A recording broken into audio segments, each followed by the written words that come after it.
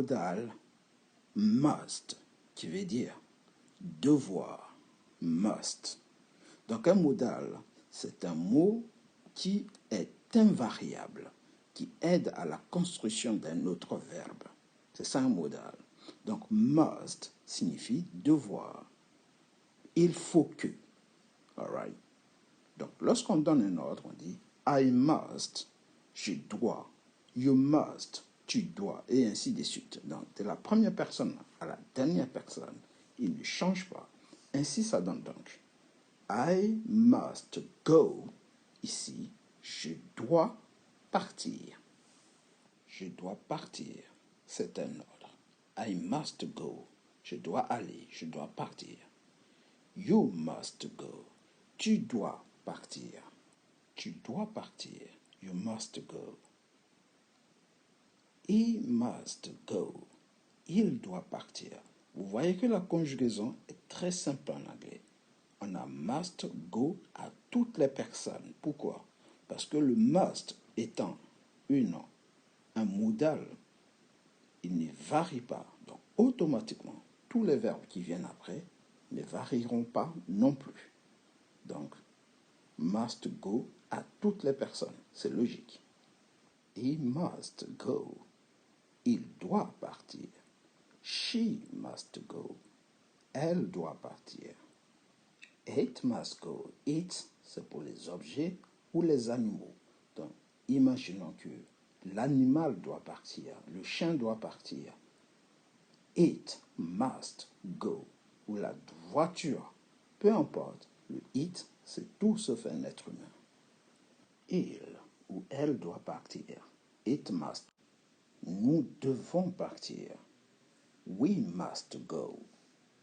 Nous devons partir. We must go. We must go. Nous devons partir. You must go.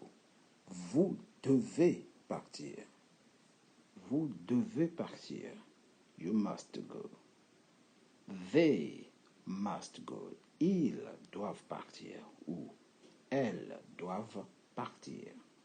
They must go. Ils ou elles doivent partir. Donc, ici nous avons exprimé le devoir, l'obligation. Ce qu'on doit faire, on n'a pas le choix. Lorsqu'on dit must not, ici, lorsqu'on passe de ce côté, on a le mustn't, qui est l'interdiction. Ce qu'on ne doit pas faire. I mustn't go. Je ne dois pas partir. Il est interdit de partir. I mustn't go, pardon. I mustn't go. You mustn't do that. Tu ne dois pas faire ça. Donc, c'est une interdiction. Donc, du côté droit, pardon, nous allons parler de l'interdiction. I mustn't go. Je ne dois pas partir. Je ne dois pas partir. Donc, ici, nous avons ne pas. L'interdiction, c'est une négation dans laquelle on interdit de faire quelque chose. C'est un ordre. Si on te dit, tu ne dois pas partir, c'est une interdiction. Tu n'as pas le choix. You mustn't go. You must not. Mustn't vient de must. Ça vient de must et not. Donc, les deux collés, on vire le O, on met l'apostrophe et ça donne mustn't. Donc, le must not n'est pas forcément utilisé ici car l'interdiction en général, on dit mustn't. You mustn't do that. You mustn't do that. Mais non, tu ne dois pas faire ça. C'est interdit. You mustn't go there. Tu ne dois pas aller là-bas. C'est interdit. Donc, chaque fois que vous mettez mustn't, ça s'utilise exactement comme must. On a mustn't à toutes les personnes.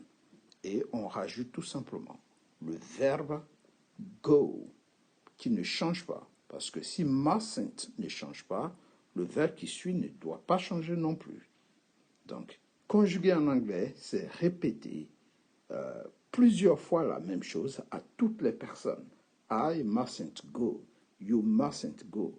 He mustn't go. She mustn't go. It mustn't go. We mustn't go. You mustn't go. They mustn't go, qui signifie je ne dois pas partir, tu ne dois pas partir, il ne doit pas partir, nous ne devons pas partir, et ainsi de suite. Dorénavant, lorsque vous voulez interdire quelque chose à quelqu'un, vous dites You mustn't do that. Tu ne dois pas faire ça. Ou you mustn't, plus le verbe que vous voulez utiliser. S'il s'agit d'interdire à un enfant de manger, tu peux dire You mustn't eat here. Tu ne dois pas manger ici. C'est interdit de manger dans ta chambre. You mustn't eat in your bedroom. Ne doit pas partir. Donc ici, la forme négative, on met ne pas partout et on garde le doit, le verbe devoir. Donc nous ne devons pas, vous ne devez pas, il ne doit pas, et ainsi de suite. Nous exprimons la forme négative ici. Pour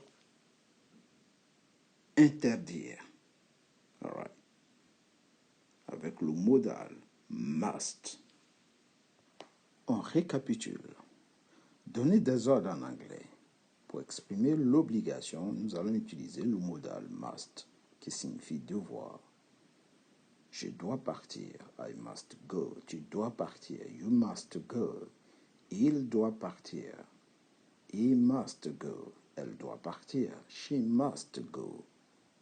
Il ou elle, pour désigner les animaux et les objets, doit partir. It must go.